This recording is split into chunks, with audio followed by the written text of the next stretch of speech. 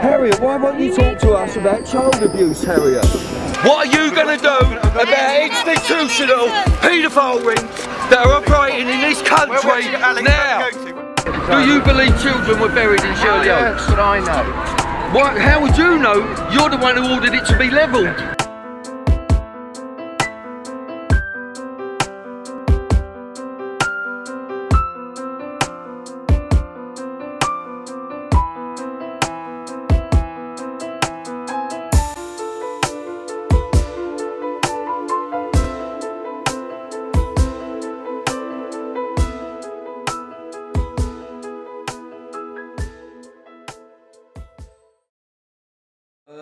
My name's Bill Maloney, and I'm a documentary filmmaker and also a victim of institutional child abuse.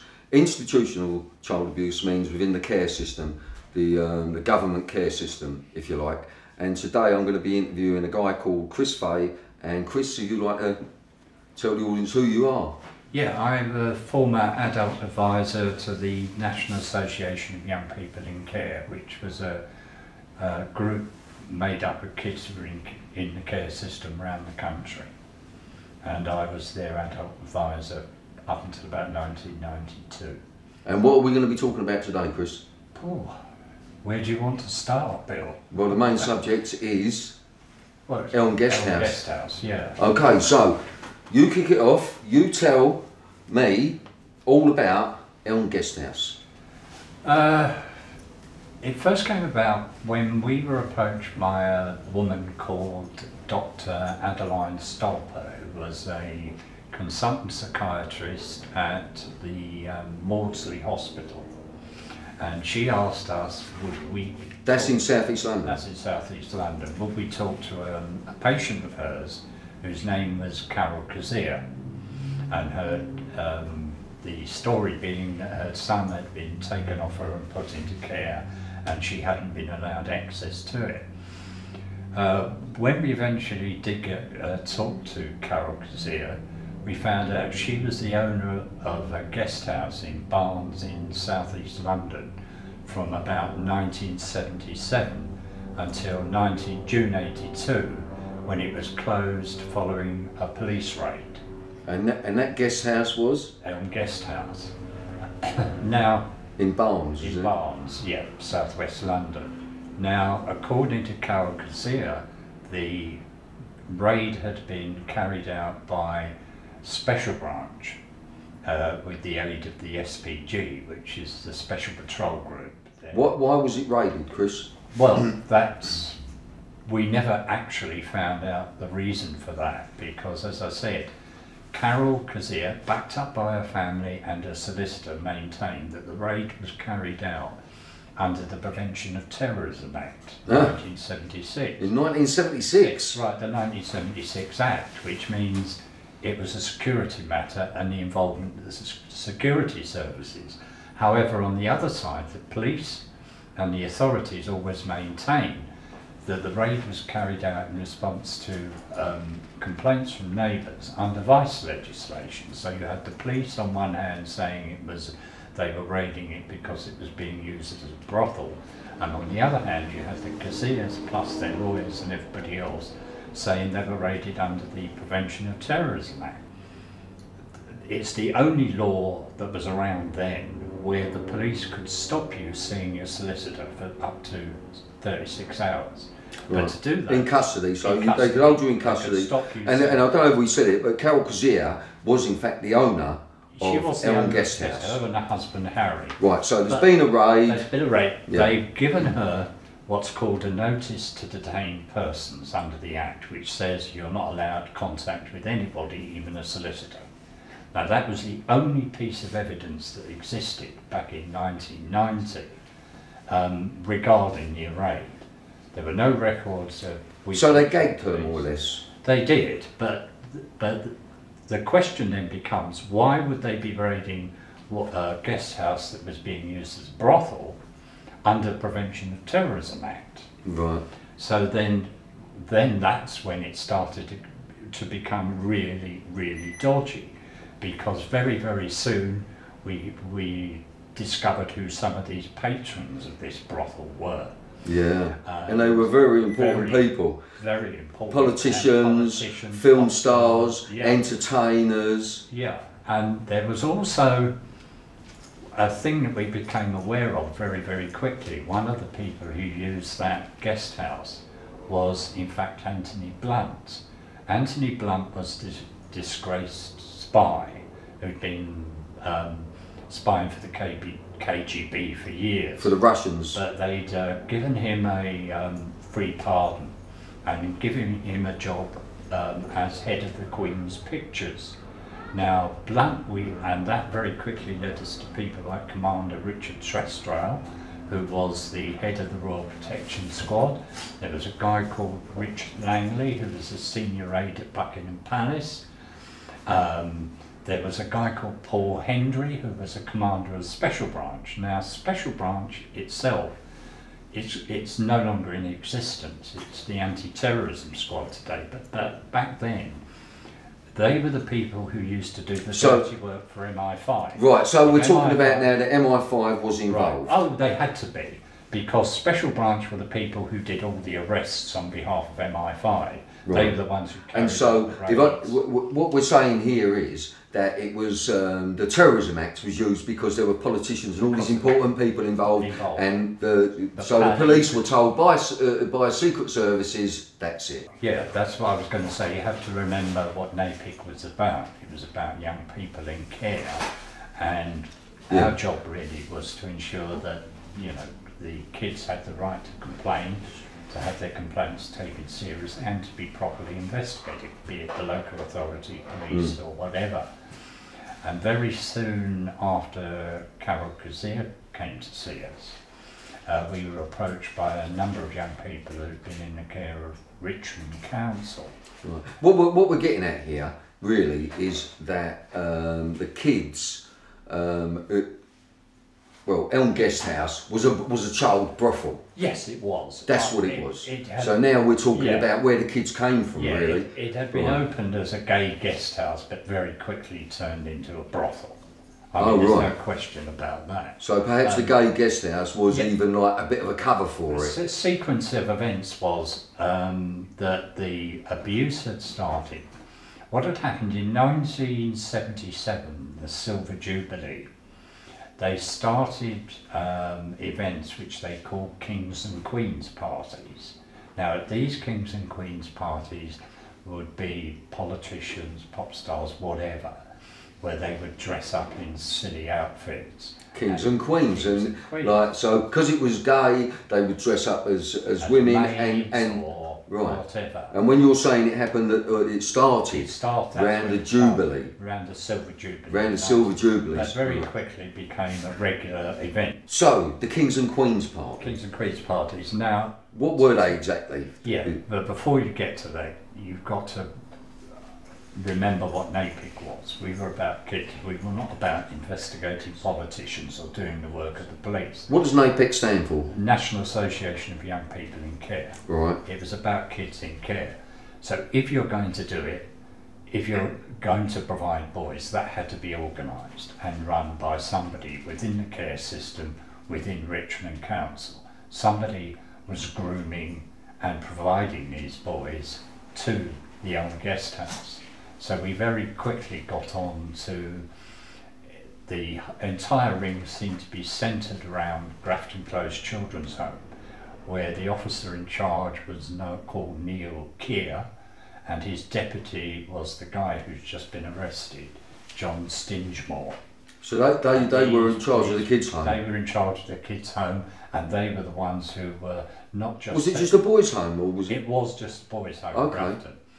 But they were sexually abusing the boys and grooming them and providing them for sex. So, if I can just interrupt you, Chris, we've got Elm Guest House, Kings and Queens party, a gay party place, really. That's what he's put up for. So they've gone for the boys. They're not interested in the girls. No. So we're talking about all these guys that went there were gay. Were gay, exactly. And it very quickly became apparent that the people in charge at Grafton were providing boys for porn videos and for porn photographs, CSA type photographs.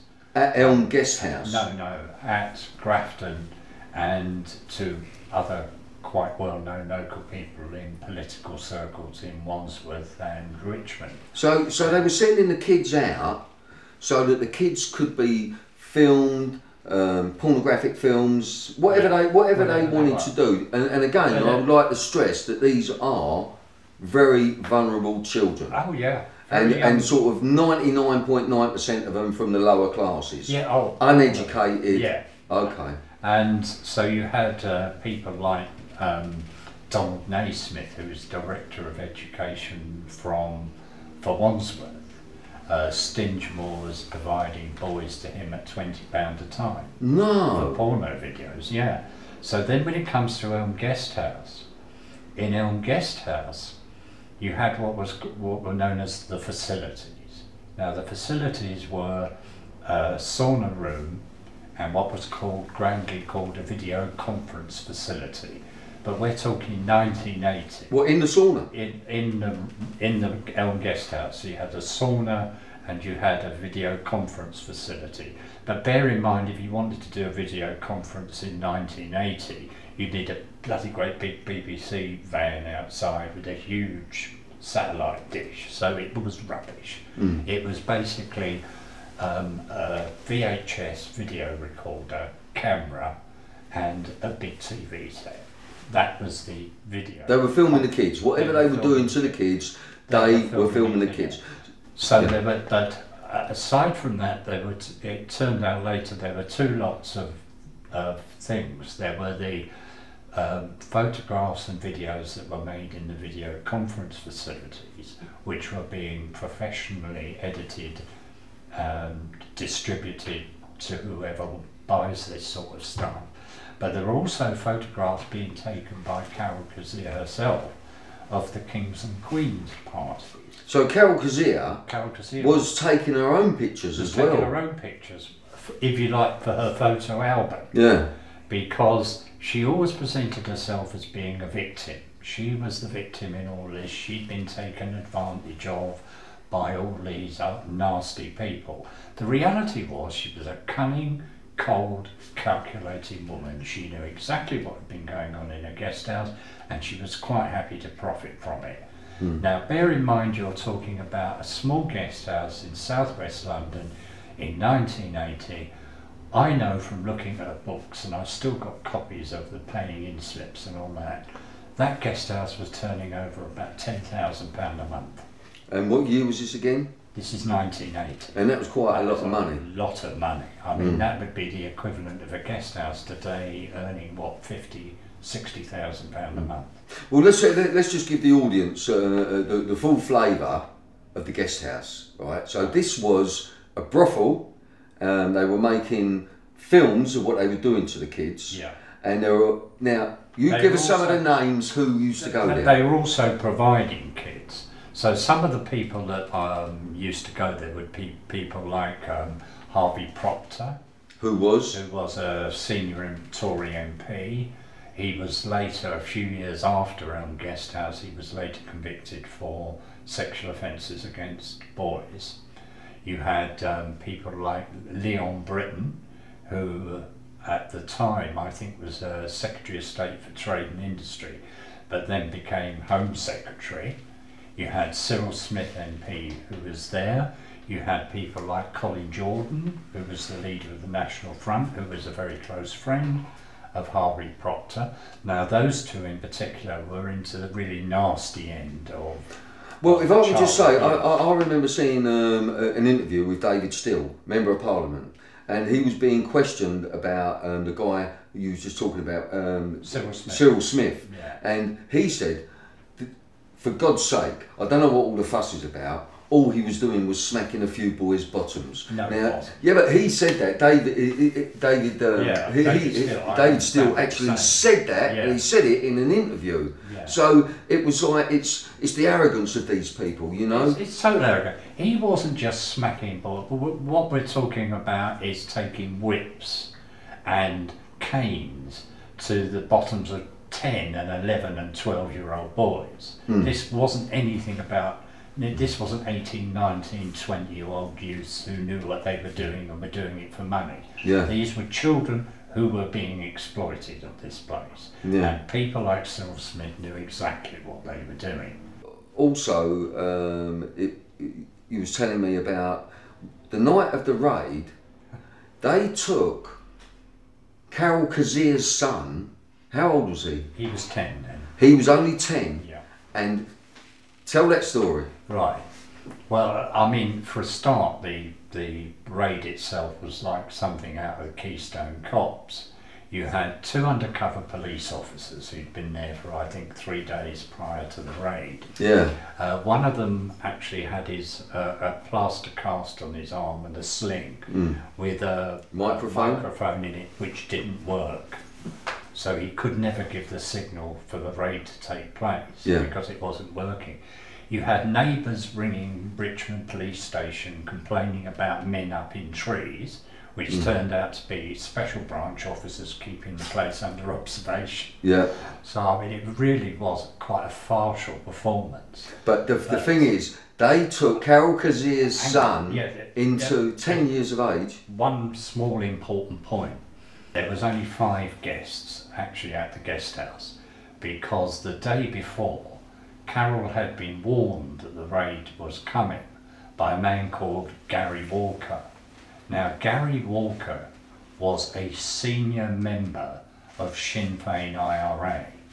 Now, if you're talking 1982 London, at the height of the bombing campaign, that a senior member of Sinn Féin IRA is walking around London unobserved, unchallenged. Going to Elm Guest House and meeting people like Leon Britton. Exactly. For God's sake, so we've got Sinn Féin meeting Leon Britton at Elm Guest House where they were doing... Yeah, which makes it, as you can appreciate, once you get somebody like him in there, this is not a local vice raid.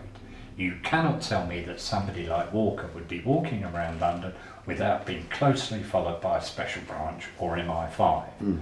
He warned Carol Kazir the day before the raid, so he knew, Walker knew, Sinn Féin knew that the raid was going to take place. And after the raid had happened and the Kazirs were on bail, Walker offered to provide Carol and her family with false birth certificates, false passports, and get them out of the country. So it wasn't just a local vice raid. That's the point I'm trying to make. Yeah. Let's just go back to the kid, her 10-year-old boy being taken into care and where they put him on the night of the raid. I'm with you. Now, this is where the whole thing, bear in mind by profession myself, I was a residential social worker with children. That's what I did for a living. So if I understand anything at all, I do understand how the social services system worked. I knew how things were done, who to go. You was on the ground. I knew who to complain to, how the system worked. Now, when the police, because they knew that Carol Kazir's son Eric was 10, was living there, they also suspected, in their own words, that other children might be present. They approached Richmond Social Services, told them about the raid. Now, procedure dictates that normally you would have got, say, the local field social worker in the local office who would have accompanied the police on the raid. Any children present, they would have taken them into care. However, on the day of the raid, the man from Richmond Council, who was on the raid with the police, was Neil Keir, the officer in charge at Grafton, who took Eric into care. That's her son, Eric. That's her son, Eric. So you can understand why she knew, was so angry. She knew that all the kids were coming from this children's home, and then what they've done on the night of the raid, they took her own child and put her own child in that children's home. But with the very guy who'd been one of the people supplying the boys. So Carol knew full well she knew what was going to happen to her boy. But that's it.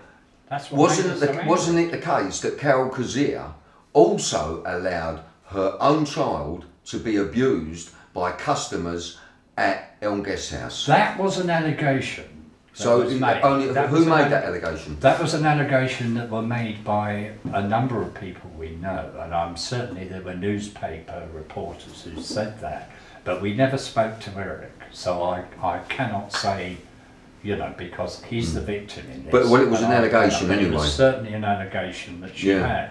Yeah. I mean, Eric's grown up now, it'd be for him to say. But I think you then get a picture of how big this thing was when they just threw the rule book out the window, and then once the raid had happened, it suddenly all became, oh, it's just a local brothel, nothing to do with Special Branch, nothing to do with MI5, because they effectively silenced Carol Kazir. By taking her son. And putting him in Grafton. Yeah. Because she understood exactly what Grafton was one of many supermarkets. Yeah, for children. Yeah, exactly. To do what they want. Exactly. And one thing we never touched on, also in this video suite, there was also a regular visitor there, and his name was David Hamilton Grant. Yeah. David Hamilton Grant was a child pornographer. Yeah. He made child pornography and distributed it, and the possibility of snuff movies as well. Yeah.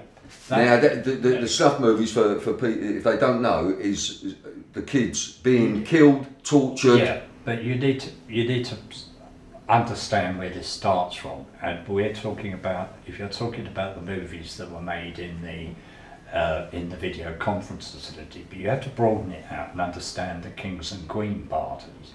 Now, most of the people who attended the kings and queen parties were from organisations like the Monday Club. And what was the Monday Club? The Monday Club was a right-wing Tory party club for extreme right-wing views, and people like Harvey Procter belonged to it. All those sort of people belonged to it. Now, one of the people who was involved with Carol Kazir, if you go back to prior to the raid, the evidence we've got, and indeed still have, is the Monday Club paying for adverts in Capital Gay, which was the main gay newspaper in London. Capital Gay. For the Elm Guest House.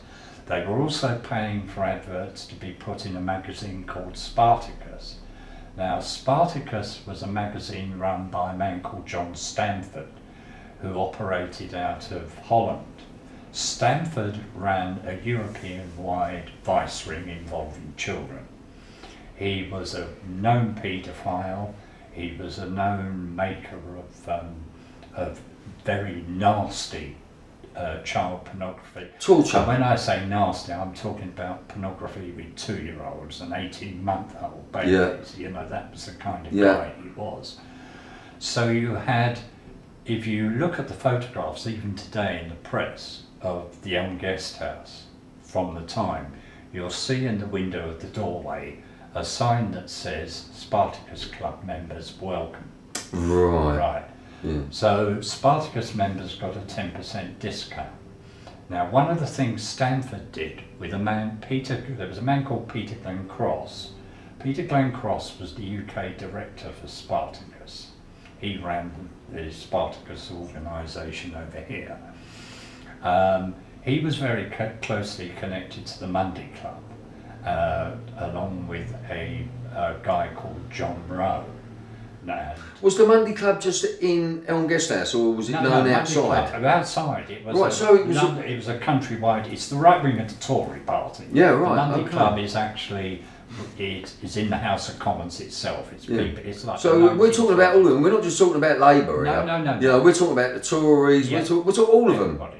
But you've got to remember that you have people like John Rowe. Now, the other people who paid for adverts in the Spartacus magazine and in Capital Gay was a company called Roro Investments Limited.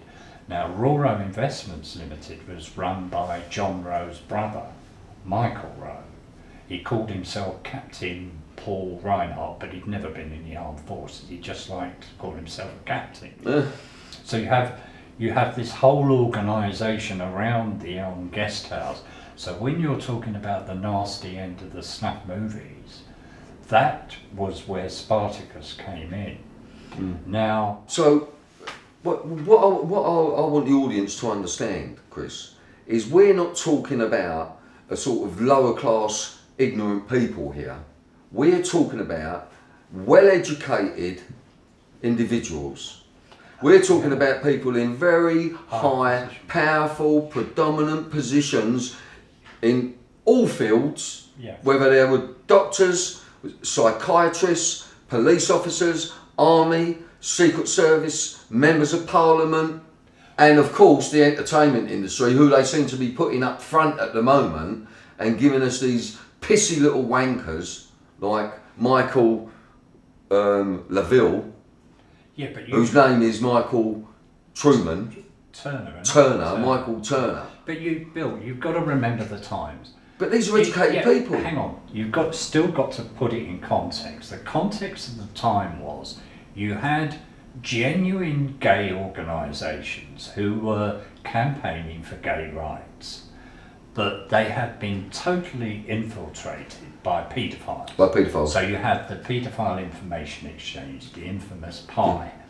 They had totally infiltrated groups like the Campaign for Homosexual Equality, the Conservative group Campaign for Homosexual Equality, Olga, even what's now Liberty. So you had all these people who were campaigning for gay rights, also campaigning to have paedophiles also treated as a oppressed minority. Yeah. So almost as victims. Almost, yeah. As victims. That's how they saw themselves, as being victims of this. So you had these people within all these organisations. They were very, very clever. They were well financed. As you say, most of them were well educated. Untouchable. Oh, a lot of them were. But if I could just say, like, one of the things, you know, I'll keep butting in on little things, Chris, like this. But what it is for a grown man to penetrate a newborn baby and possibly whatever, that the audience, they can't get that.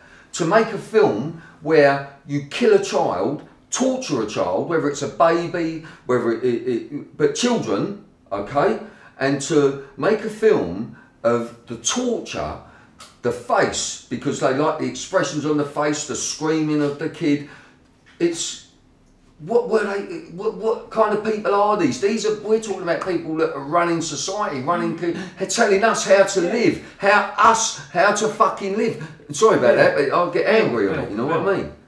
Down a notch. You come back to say you like me and like everybody else get so angry at even the thought of anybody touching a 4-year-old child.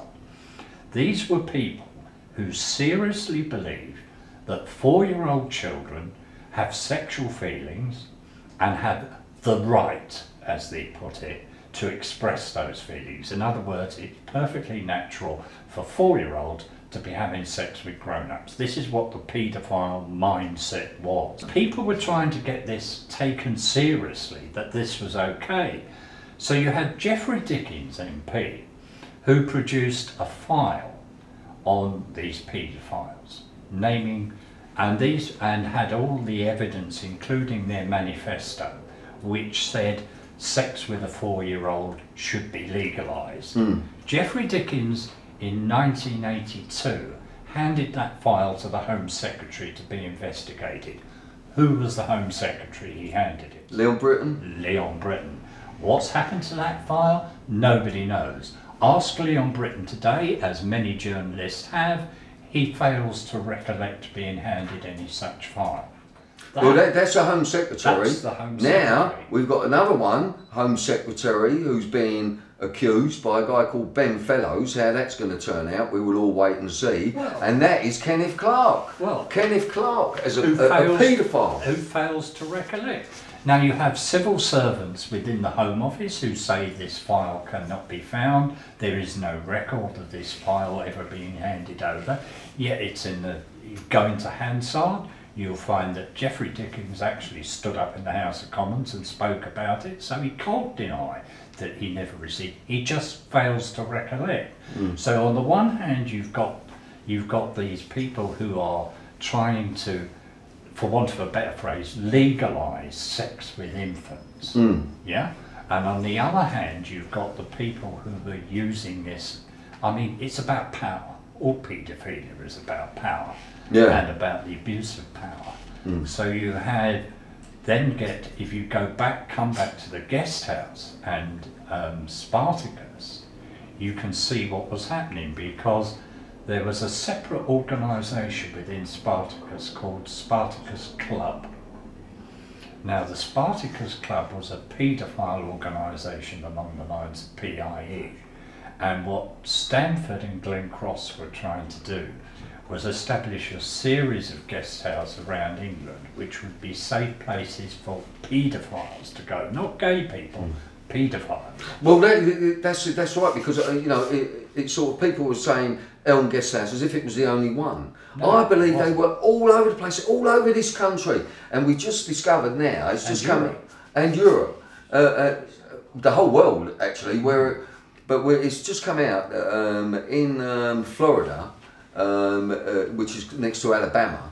They're saying that they found children's bodies in an children's ball stall in Florida. And they expect to find up to 100 children's bodies. Now that's what I'm bringing, me personally, into the arena in this country, is that there are children's homes, there's no doubt in my mind, that have been standing for many, many years, go back to beyond Victorian times, and I believe there are children buried there.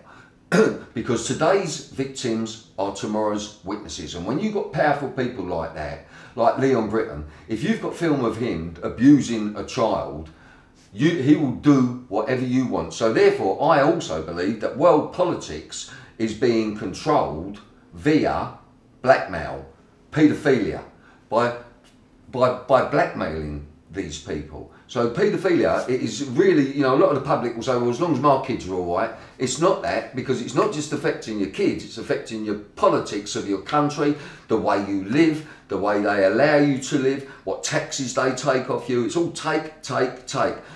Keeping our heads so we don't know whether we're coming or going. The average person is just get up to work, go back from work, get up to work, pay your taxes, pay your BBC, pay this, pay that. So people haven't really got the time to understand how it does really affect them. I think what people don't realise, people assume that if a child goes missing, there'll be a hue and cry. Yeah? People will be complaining, they'll be out looking, they'll be on the front page of the newspapers, you know, 7-year-old boy has disappeared. Madeleine McCann. Children in care, as you and I both well know, historically don't exist as far as the public is concerned. They're taken into care, they're hidden away from the public. Now, because the institutions, they distance the public from it, because of what's been going on. There would be outcry, and it could bring the government down. Right, but even more than that, Bill, it comes down to how many children within the care system go missing every year. If you look at the way the system operates, it appears to have safeguarding within it. Yeah, because we're bringing it up to date. You're bringing it up to date now. No, I'm talking about... But it's still going on. It's still going on, but let's be clear in people's mind. People think of social workers and social services being good things. They are the people who take care of that sort of thing. Yeah, if children are being abused, who looks after them? It's social services. They're in care, they're safe, they're protected. But we've got the secret family courts. That's what people think. I'm not talking about reality, I'm talking about what people think. Absolutely. Part of what people think is right, in that if a kid goes on the run from a children's home, then the staff in the home will fill out a missing persons report, hand that missing persons report to the police, who'll stick it in a filing cabinet. Yeah? Whether that kid comes back or not, nobody knows. It's happening all the time, but every now and again we'll get it in the papers, there's a little girl gone missing, there's a little boy gone missing. They have to feed us every now and again. But the way they do it, they make it look like it's only very rare. Within the care system, it doesn't happen to... Nobody checks. They're missing every day. Nobody goes into those filing cabinets and says, you know, what happened to Fred, or what happened to Mary, or what happened... They're gone. They're just and their filing cabinets full of the stuff that the police eventually end up shredding and starting more files. So it's very, very easy for kids within the care system, particularly if they've got very little family in the community or very little contact, to just disappear. Yeah, but what they do, what they would do, they would filter the kids. So if you've got kids like this kid and this kid, their parents, they're still very interested in them. They come and see them every now and again. Don't touch them two.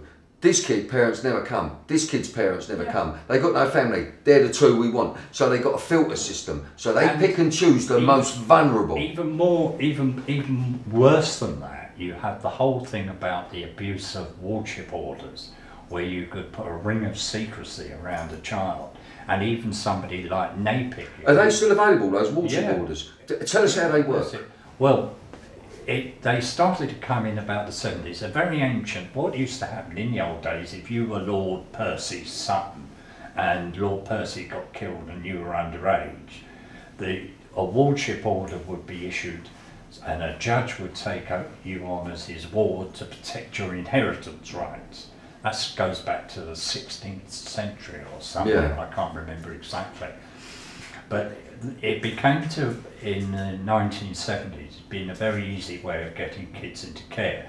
You didn't have to go to court, you didn't have to argue in front of a magistrate, there wasn't lawyers for the other side. A social worker could go down to the High Court, quick word with the judge, get a wardship order and take the kid and do what they like with it. So you didn't then have to worry about any other laws either. If you wanted to lock the kid up, you didn't have to go to court, quick phone call to the High Court judge. But also, if the child was in, say, Richmond and you wanted to stick him in a children's home in North Wales, no problem. You just took him up there. So nobody would know where that child had gone. And if you got somebody like NAPIC asking questions, you just threatened them with contempt. I lost count of the number of times that Mary Moss and myself got a letter from a director of social services threatening us with jail for contempt, for daring to talk to a ward of court. They wouldn't if.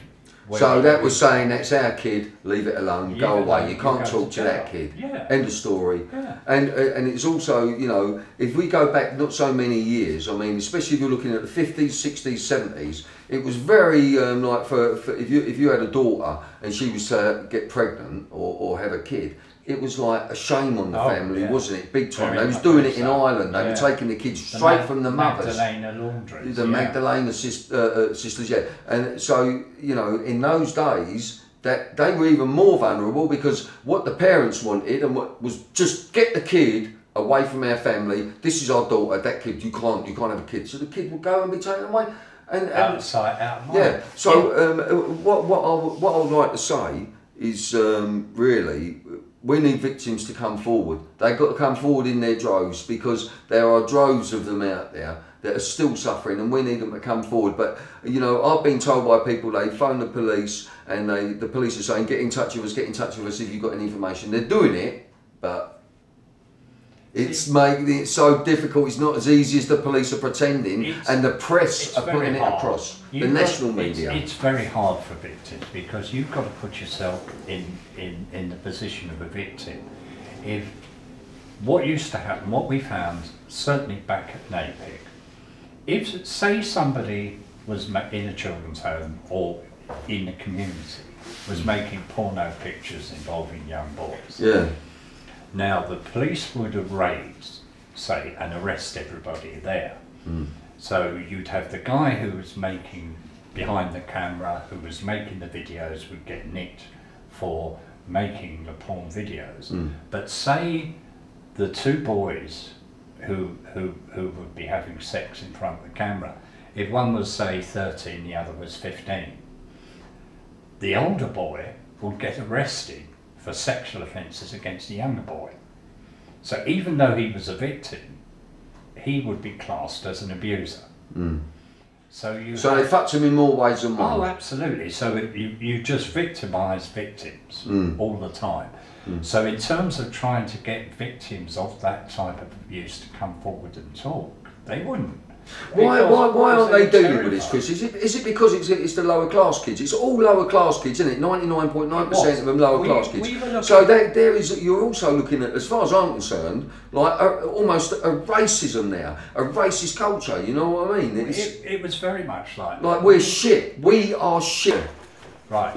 So we found that, you know, very poor street kids from estates like Doddington were also being used as rink boys at the Elm Guest House.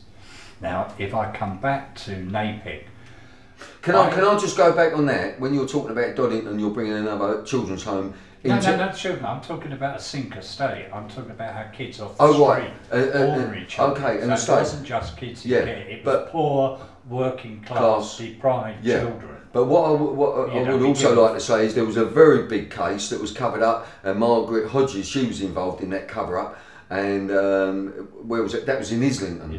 A big case, and the kids were being taken from Islington out to Jersey to Haute de la Garenne, and I would implore you all, you know, to watch a film called Sun, Sea and Satan that Pine Mesh Films that we made. We went out to Jersey for 2 weeks. Right, so Doddington. Sorry, anyway, they were also, the Elm Guest House, I try and bring it back on track. Yeah. Because of the involvement of Special Branch and because of the security services involvement, bear in mind we were an advice agency, advocacy agent for children, for young people. We would have kids come into the office looking for help, looking for advice. But we were under surveillance by Special Branch. We had armed Special Branch officers in the car, actually frightening off young people coming to us. So physically stopping. So Napick, so Special Branch was stopping children coming to you with their problems to Napick. It got so bad at one point we actually had to use a community centre to meet young people. It was at that point, because I was the adult advisor, that I had to think about the welfare and safety. Bear in mind, it was a group of young people. It was groups all around the country. I had to give consideration to their safety. So I went back to Carol Kazir and I said, look, if you want us to proceed with this and you want us to do something about it, i.e. get her child out of care and protect the other kids, I need evidence. I need whatever evidence you've got that you say to me all these people used to attend the Kings and Queen parties or were using the facilities. I need to know what you've got. I think in March 1990, she agreed to meet with me, and I went along to her flat in Richmond where she was living at the time. And in the flat she had a huge big cardboard box, and in that cardboard box there were lots of documents, there were some videotapes and other stuff in there. And it was at that point that she gave me the guest house registers, the bank paying in books, showing the money she'd received. So the guest house register had everyone's name that was going there, but they weren't using their real names? Weren't using their real names. But by this time, of course, we knew a lot of the aliases that people like Leon Britton and Cyril Smith were using. Cliff Richard? Cliff Richard was there as a guest. I can't say he abused children. There was no evidence of him. But he was there. He stayed there, yeah. He definitely stayed there, Cliff Richard. And what name did he go under on the book? I can't remember off the top of my head. Was it Gladys or something like that? No, Gladys was the nickname of his boyfriend, Norman. Cliff Richard's boyfriend? Yeah, Norman. Yeah. Norman was his boyfriend, and they used to go to Elm Guest House because we've not heard he's not been nicked. No, he's not, and there's no evidence in it there is any way. I mean, he was. Well, if there was, it's gone. Well, maybe you're right, Bill. I don't know. Yeah. But coming back to what was in the box now, she also had about 6 video cassettes in there, and she had a shoebox full of photographs. And there were 2 types of photos. There were Instamatic type photos, you know, with those. Print out the box, and peel it off. There were normal 35mm photos. So the photographs that had been taken in the facilities were the ordinary 35mm standard photo. The photos from the Kings and Queens parties were the Instamatic photos. Right. So she showed me, I think it was 8 photographs in total of people. Now there was 2 of Leon Britton, There was one of Harvey Proctor, Member of Parliament. Member of Parliament. There was another one of a very well-known industrial financial guy. There was a whole series of photographs, and she had hundreds more in this shoebox. She wouldn't give them to me. I said to her, after a lot of wheeling and dealing. Can we just explain, just give me a description of the Leon Britton photograph that you saw? The Leon Britton photograph, he was wearing naked apart from like a little apron and one of those waitresses' caps, you know what I mean? Oh right, so he had a maid's outfit. A maid's pinny, yeah. A maid's hat. With a boy aged about 12 sitting on his lap. What was the boy wearing? Nothing. Naked. So the boy was naked. Could you see the boy's genitalia? Yeah, he was about 12 years old. I mean, it was an obscene photograph by anybody's Yeah, absolutely. But Carol, the Home Secretary. Yeah, but Carol Kazir, as I keep trying to tell people, was not some sort of innocent victim in all this. She was a conniving, cunning bitch of a woman. Yeah. She really was. She knew exactly what she was doing. Yeah. So she would only give us enough to keep us involved, if you know what I mean, yeah. to keep on our good side, for want of a better phrase. Yeah. And I said to her, it's not good enough, Carol. I can't just, you know... Unless you give me the photos. Unless you give me the stuff. She wouldn't do it. What she did eventually agree to do, I think, about 6-8 weeks later, she said I could come round and photograph them myself. Right. But unfortunately, of course, shortly after that, she was murdered, so... Right. So you never got to go around and photograph them, but when you was there, you were probably being recorded and bugged anyway by the Secret Services. They were sitting outside. Oh, no, that's they were right. Sitting in a car outside, and there is a little story about that. I mean, this shows you how contemptuous the security services and special branch were of people. They knew that they were run. They could do whatever they liked. In those days. In those days. We're talking about before the internet, exactly. etc. What I would have given for a mobile phone with a camera on it. Exactly. Chris, can we just jump to Carol Kazir, because you said like where she was murdered. Yeah. What was the information that came out in the press? Well, how she died. She allegedly, according to the coroner, she died from an overdose of insulin. Because she was diabetic. Which was absolute rubbish. Yeah. Really was rubbish. If you read, I was at the coroner, I gave it... Why do you say it's rubbish? Tell me about the insulin death. Yeah, I'm just going to tell you. I was a witness at the coroner's court, so I was there for all the proceedings. Now, the pathologist report was quite clear that the oldest syringe mark on her body was 72 hours old. That was the last mark on her body of a syringe. Every doctor I spoke to, a GP, I spoke to pathologists at the King's College Hospital, they were all saying the same thing. If you overdosed with insulin by injection, you'd be dead within an hour. There is no way you'd live for 72 hours. Right. So also the question mark about where this syringe mark was, which was on her bottom. And the evidence from the GP was that she was never given insulin that way. And even though he'd been to see her, he had injected her arm, not her bottom. So where that injection mark had come from, I don't know. There was also the alleged suicide note.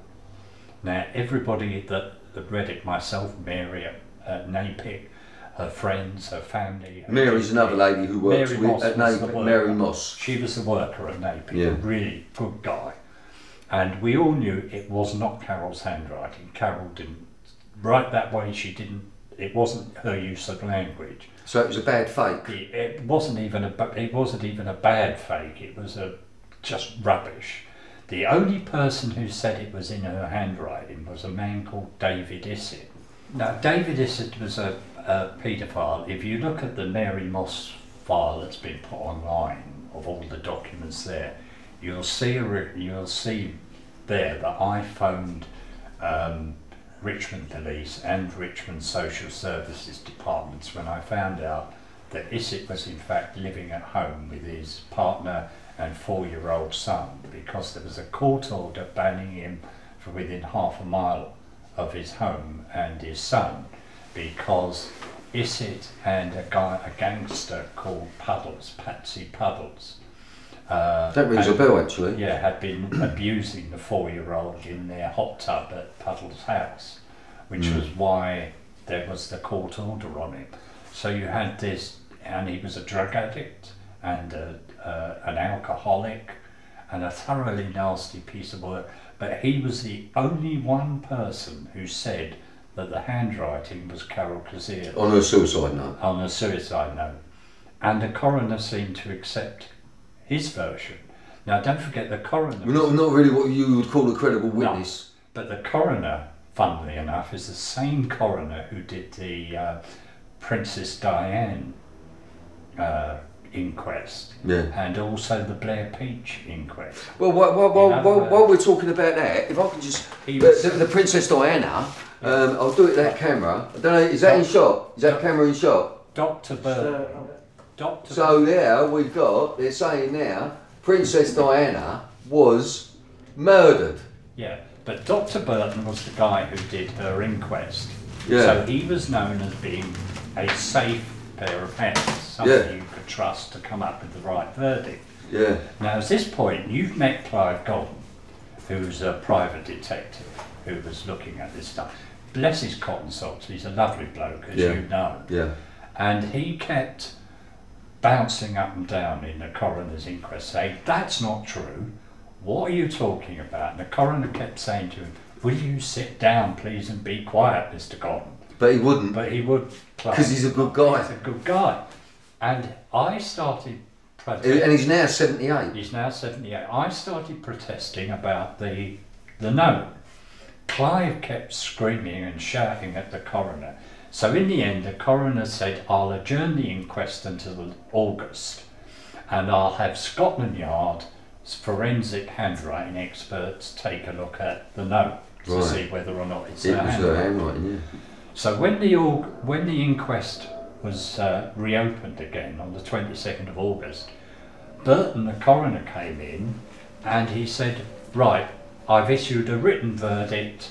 There's nothing more to say about it. Bang, case closed." So wait till August and that was it? Nothing. So to this day, I do not know what the forensic handwriting expert at Scotland Yard had to say. Nobody did, because Burton never told us. Right, so... But the one interesting thing above all else, when Tom Watson asked a question in the House of Commons recently, Member of Parliament, he also asked about the use of D-notices. D-notices are notices that they're supposed to be advisory, but basically if the government doesn't like a story a newspaper's about to print, it'll slap a D-notice. A D-notice is a gagging order. It's a gagging order. Now, when Mary Moss and I left the coroner's court, the entire world's press was outside. Obviously, it was a very, very big story. Absolutely. Because we'd stood in the witness box, we'd named Leon Britton, we'd named Harvey Proctor, we told the inquest all the evidence we had about who'd been involved at the old guest house. So by any stretch of the imagination, it was a big news story. When we got outside the coroner's court, they were all there. BBC, ITV, Channel 4, Sky, you name it. Yeah. Not one single British television station, radio station or newspaper interviewed myself and Mary. We were interviewed by Canadian Broadcasting Radio and a Japanese television station. And I spotted the BBC reporter who I knew. And I went across to him and I said, "What's going on?" And he said, "D-notice, Chris." D-notice. So D-notices were used. Yeah. That's why there was very little coverage of that inquest in the national press in June. And it wasn't, in July. And there was a little bit of coverage in some of the press when the inquest was resumed in August. Now, when it was 2 years after Carol Kazir died, and you were continuing your fight against Elm Guest House and many other investigations, Chris, as you do, thank God people like you are about, and 3 bullets came through your kitchen window 2 years after that. Yeah. Now, Tell us about that. Well, I don't want to talk to her because I don't want to make this about me. But I mean, obviously. But you've been investigating it. You know. It was obviously when you're dealing with the sort of people that we're dealing with. You're not just dealing with the security service, but you're dealing with. Don't forget international child pornography trade. We found out, you know, there was connected with the Monday Club and Spartacus. There was a company called Toffs Travels Limited, which was physically taking boys in care out to Holland. Or wherever. Well, they were definitely going to Holland. Yeah. And it was in Holland we had quite a lot of evidence that snuff movies were being made. Yeah. Now, you know, we tried as an organisation to be as professional and as reasonable as we could, and we checked out everything that we were told to the best of our ability. Now, I didn't know whether snuff movies existed or not. It wasn't my area of expertise. So I in fact talked to, and I think in the NAPIC logbook, which we gave to which Fernbridge took off me, that's Operation Fernbridge of the police investigation that's looking at Grafton and Elm. Yeah. And I spoke to Interpol, Europol, the FBI, any organisation, the United Nations, child exploitation, the European one, about snuff movies. And the official view in 1990 of all those organisations, including the Metropolitan Police, was that snuff movies did not exist. Yeah. They were an urban myth. And children weren't buried when they were killed. But that in was, children's homes. So the official view of that was that it just didn't exist. Right, well that is opening up now because there were many snuff movies made and many children killed. Okay, so I know you don't like talking about it, but let me just round it off and then we're going to move on to where we are now. Right. But the point is, you did have 3 bullets come through your window. Yeah. It took the police an hour to get there and you've heard nothing. You yeah. have also... And one PC turned up. And one PC turned up. And so you've also presented this evidence yourself and Mary on 3 different occasions. Oh, numerous occasions. I mean, you know, the whole point, if you've got evidence of some, and you've got kids who have been abused, who do you go to? You have to go to the authorities, to the local council. But you've been there and they've done nothing. Well, exactly. On many occasions. So you keep giving this evidence and now... And nothing. Right, so here we are.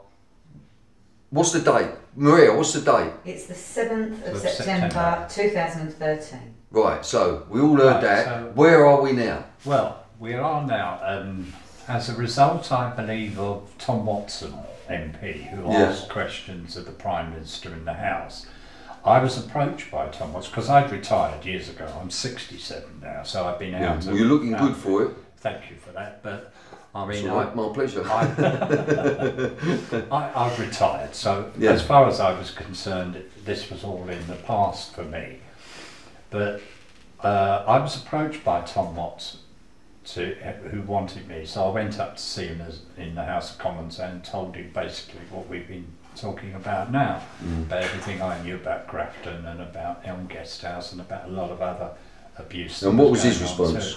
Oh, he was shocked and horrified. But what has he done? He was instrumental in getting the Metropolitan Police to establish Operation Fairburn, which was the original investigation to look, established I think in October last year, that was going to a scoping exercise to try and see... What was Fairburn about? But that's what I'm saying. It was a scoping exercise to see what information was available. As a result of Fairburn, they set up Operation Fernbridge under Detective Chief Inspector Paul Savage. And that is, Operation Fernbridge is solely about the guest house. Elm Guest House and about Grafton. Yeah. Although it has spawned, I mean, these operations seem to spawn like rabbits. Yeah. There is now yet another investigation coming out of that called Operation weird name, Coyote or something like that. But so you told Tom Watson. So I told Tom Watson. So then I was approached by DCI Settle, who came to see me at my home, I think in January of this year. Yeah. He wanted, obviously, to know what I knew, and he wanted any documentation that I might still have. Well, as it happens, I still had the, you know, the Napier logbook, in which a lot of stuff. I also had the original charge sheets for, not copies, but the originals of Calcasi's charge sheets. Have you still got them? Yeah. Oh, right, good. Because I felt that stuff was important, because the whole of this thing hangs around, it seems to me, whether or not they raided the house under the Prevention of Terrorism Act, Yeah. or under vice legislation. Mm. Now, Settle and Fernbridge are saying that it was, they're towing the party line. They're saying it was an operation carried out by local police under vice legislation. Where'd the terrorism thing come from? Well, hang on a sec, I'll get to that, but this is the line being peddled by. Now, I've asked him point blank whether or not there is evidence. If you're going to say this, there has to be evidence. But apparently the police records of the raid are no longer available. They've disappeared. Disappeared. Not surprisingly. Disintegrated. Gone to the spontaneous combustion. Warehouse in the sky. Yeah. And the thing that shocked me most of all was that even the records of her trial at the Old Bailey no longer exist.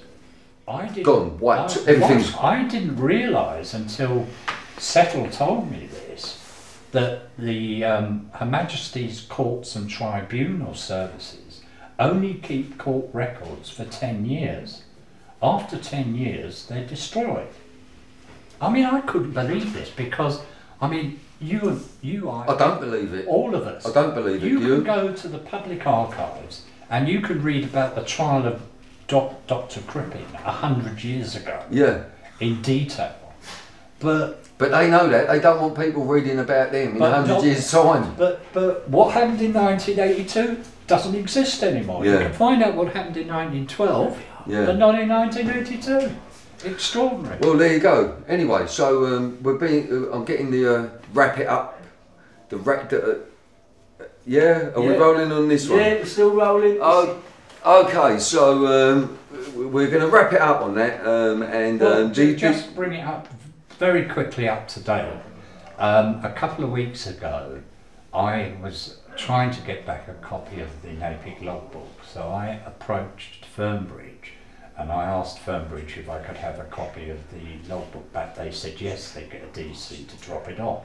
Nobody turned up. They then rang me up and told me the detective sergeant would be popping it round. Never turned up. The following day I went to go out to the shops, and I've opened the front door, and standing on my doorstep is DCI Paul Settle himself, who was passing by. Just passing by and popped in to see you after all these years. After all these years. Have a cup of tea and a chat, yeah. Yeah. Well, listen, I'm going to finish it there. This is a very brave man. This man was a witness at Carol Kazir's inquest. The police have recently been to see him. He's talked to MPs. He's talked to everyone. And you're in a very precarious position. So you don't think so, Chris, because you're too brave. And we're going to get this up as soon as we can, and hopefully that will give you some kind of protection. Because let me just finish, Chris, because I think enough of it's out there, Bill. Good people like yourself and other good people online who've got all the story. They've got all the facts. So whatever happened to me, they won't be allowed to cover it up. Well, let me just finish up on something personal then. All right. I fucking hate the national media. You've been covering up this shit for so many years. And you reporters, where's Tom Savage? What's happened to Tom Savage? Tom Savage came and saw the original interview that I'd done with Chris Fay, and all of a sudden Tom has been suspended, nicked under another charge, nothing to do with us, even though he went out to Cyprus and he was investigating child pornography, snuff movies, looking for David Hamilton Grant. David Hamilton Grant is supposed to be dead, but he's not dead. He's alive and kicking, and he's out in Turkey. And he was making pornographic films of children out in Turkey, because where he had to pay 500 quid for a kid here, he used to be able to get them for a fiver out there. Thank you very much, Chris. Love ya. You too, mate. God bless you, bruv.